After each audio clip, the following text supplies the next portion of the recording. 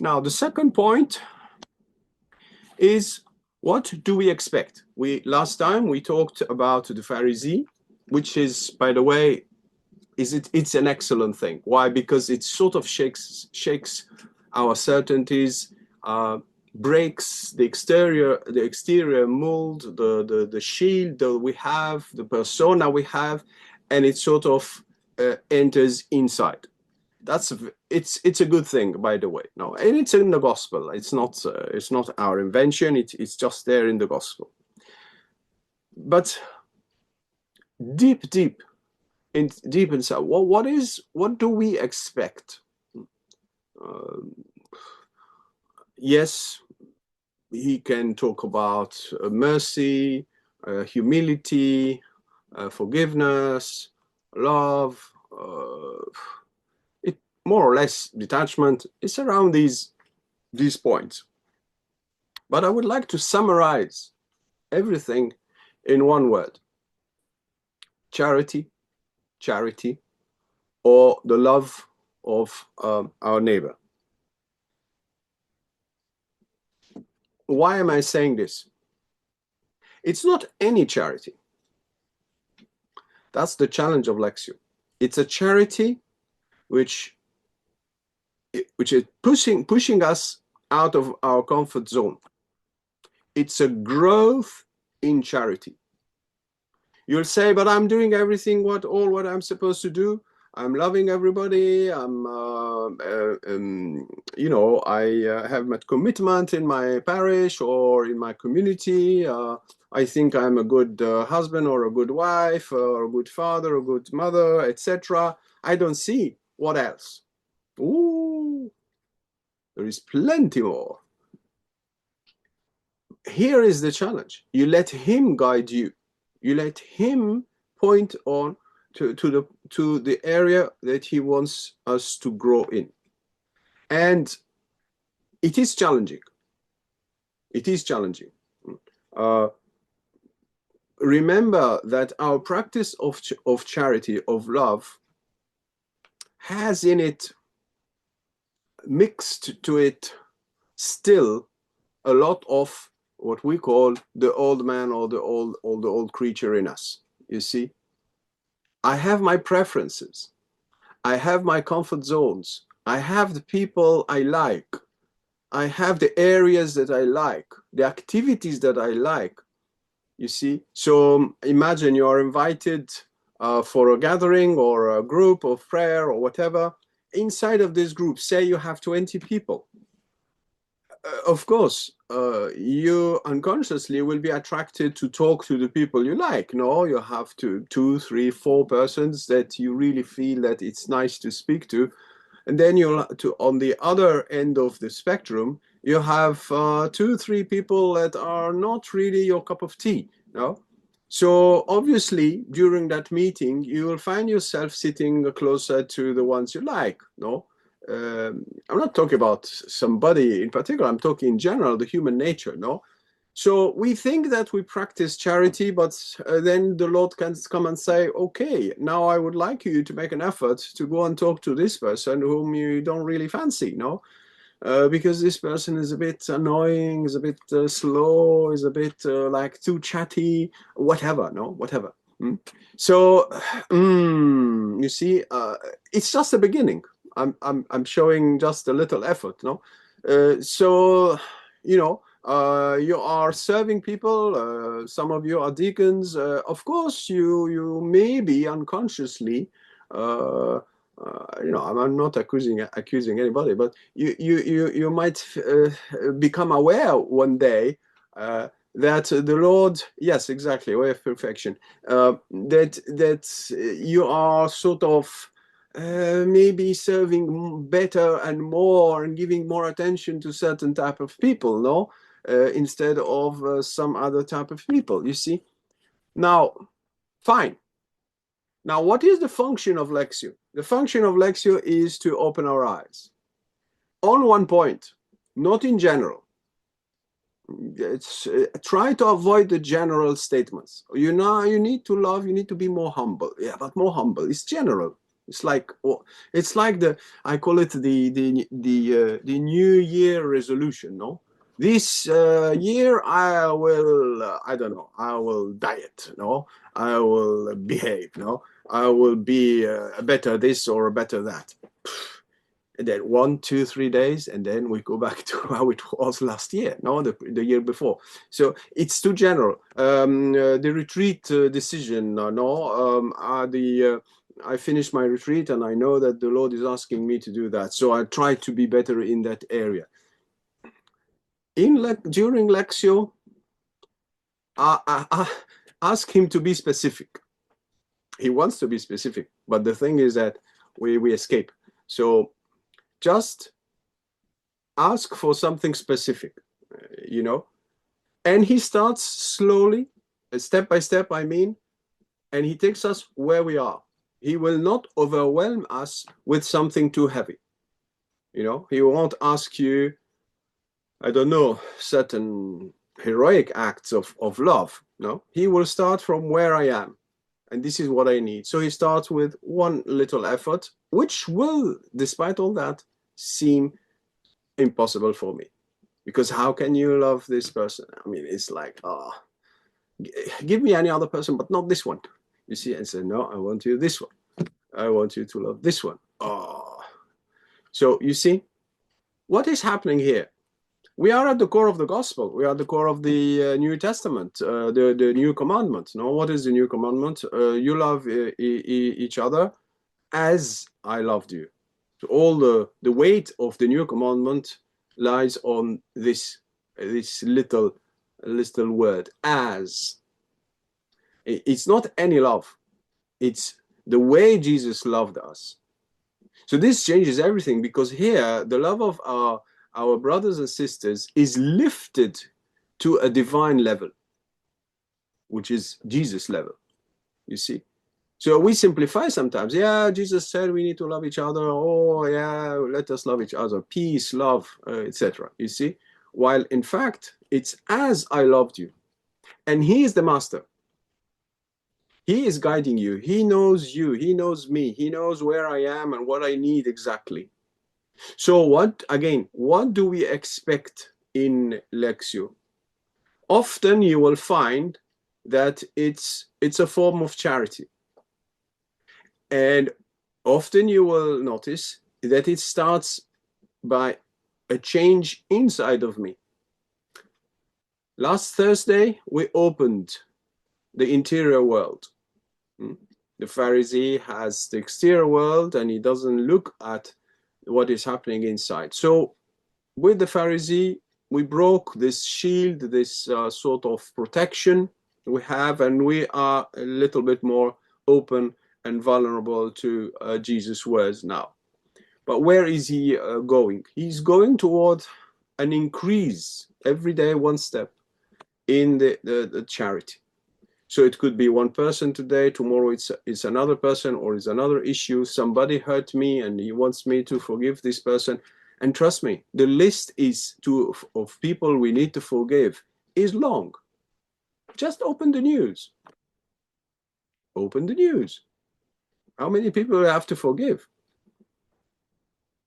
Wars everywhere, people killing each other everywhere, people feeding the wars with weapons, and so forth. This is just an example. Then all the other problems we have in all our societies. You don't need me to remind you the reality of the world. But all this is hurting us, no? All this hurts us. Sometimes we say, no, that's not my problem, that's other people's problem. But then the Lord, brings the world to our heart and show us that he wants us to do something. And you will notice also that it's not only the new commandment. It's in the middle of the Our Father. Forgive as I forgive you. Love as I loved you. No? The new commandment, love one another as I loved you. I enable you to love because I loved you. You cannot love if you haven't received my love. You cannot forgive if you haven't received My forgiveness and the capacity to forgive. You see how it works. It's the Our Father, it's the new commandment. It's exactly the same. It's exactly the same. So we are open to his forgiveness, we are open to his love. That's fabulous, because it will enable us then to love and to love more. Okay? Just to show you something about what I was saying, no, the news, how the news sometimes can invite us for a long list of forgiveness. No, the a visitor to Paul the Sixth, Pope Paul the Sixth, he's a saint now, Saint Paul the Sixth, who was before John Paul the First. Just you have John Paul II, you go back John Paul I, and then you have Paul VI, who took over the Council, Vatican II Council, and continued until 78, when we had John Paul I and then John Paul II. Paul VI is Italian, and a visitor of Paul VI was there, and they were watching the TV, the news.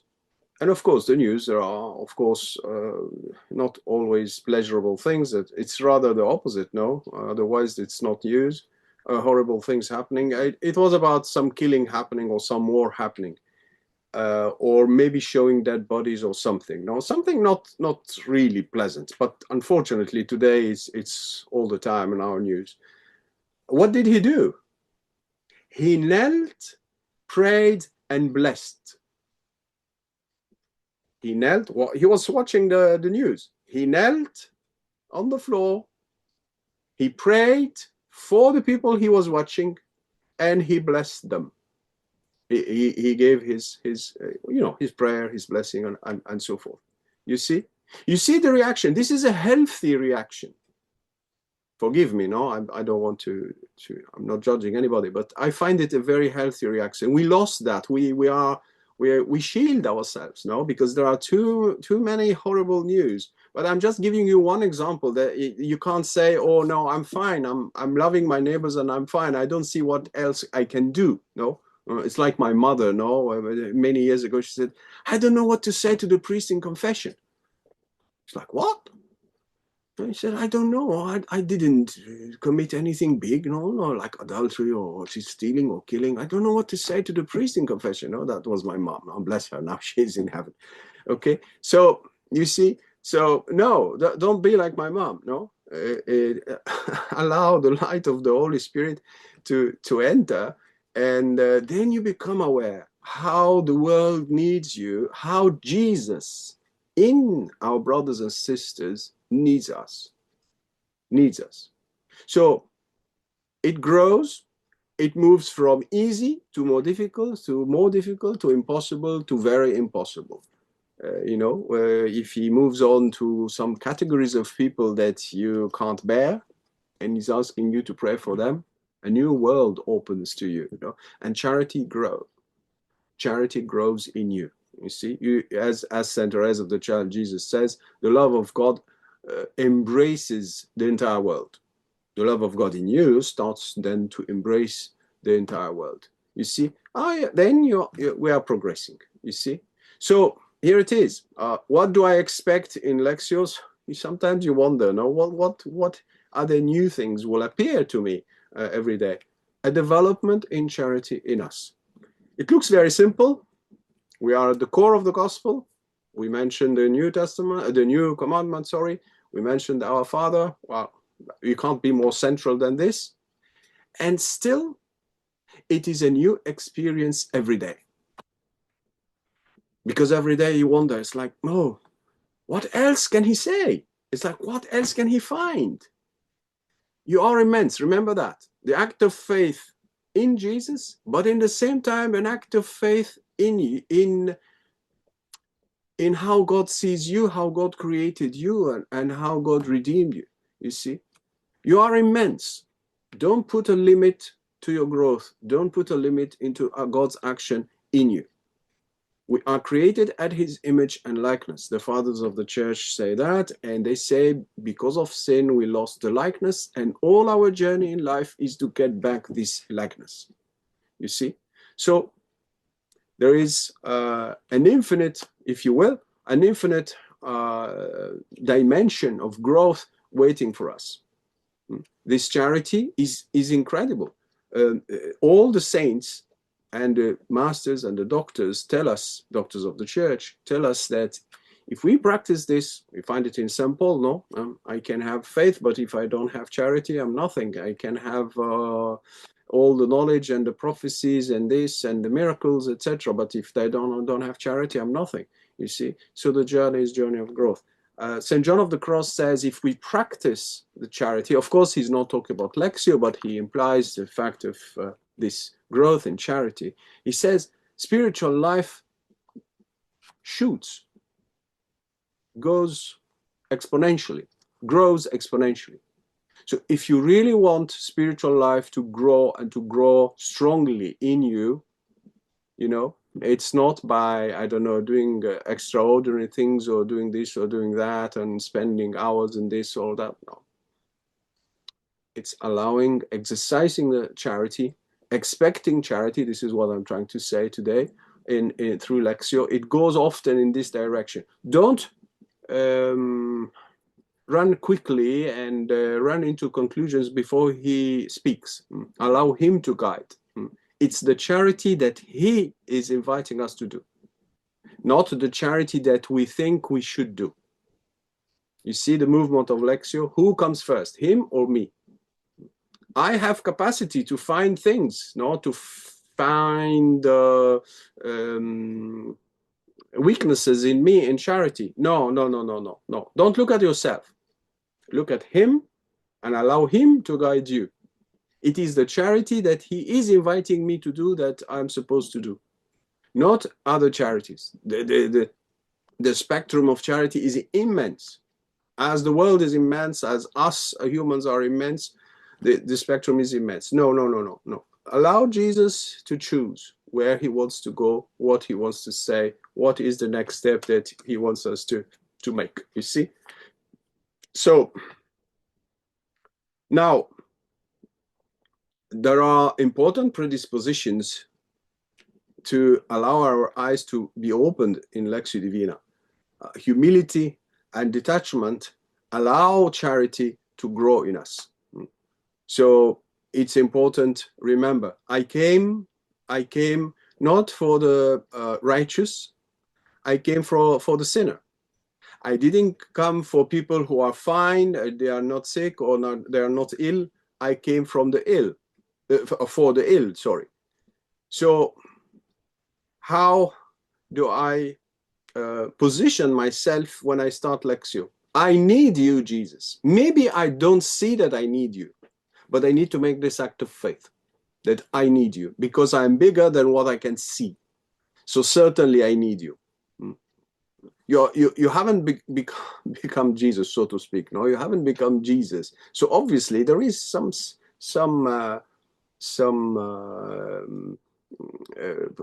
possibility to grow. So a bit of humility helps always. It's fundamental in spiritual life. So when I start Lexio, I say, okay, Jesus, you came for the sinner, you came for the weak, you came for the people who are ill, and I will put myself there. I am blind. I am, my hand, you know, all the miracles that we find in the gospel, you can translate them into an illness of the soul, like the paralyzed. No, I am paralyzed. No, you have the physical paralysis, but you can have also the soul paralysis. No, oh, I'm procrastinating, nothing moves, etc. I'm paralyzed. I would like to do things, but I can't. I'm not doing anything. I'm not even moving. You see, so I am paralyzed. My soul is paralyzed. So here is my prayer. Here's my Lexio. Jesus, you came, but you show me how. Not I choose which act to make. No, you choose. You choose which act to make. You see? So humility is a fundamental predisposition to receive the word, a word of charity. You see what I'm trying to say? So, and detachment, humility and detachment prepare us. If I am attached to what I would like to have, if I am attached to this or that difficulty or problem that I have, If I haven't offered it to the Lord, my heart is busy. It's not empty, not capable of listening to Jesus, you see. So the charity is the core, but the predispositions are humility and detachment. So reminding us inside of our act of faith of humility and detachment, it's good. If it's needed, it's good to remember that. Remember that charity is a two-way movement, as we find it in the Our Father, as we see it also in the New Commandments. No, I forgive you, and you forgive. I loved you, and you love. No, love one another as I loved you, as I love you. Present tense. No, so when I said what to expect in Lexio is charity, remember the two movement, the two directions movement of charity. It's not only giving, it's first receiving. You see, so what to expect? You expect God's love first. You expect God's forgiveness for you. I expect to receive healing. How can I love if I'm not healed? You see, how can I love if I'm not healed? How can I love if how can I forgive, which is an act of charity, if I'm not forgiven? You see.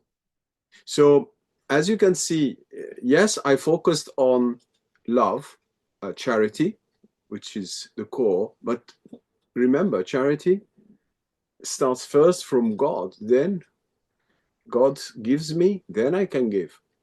God heals me, then I can heal.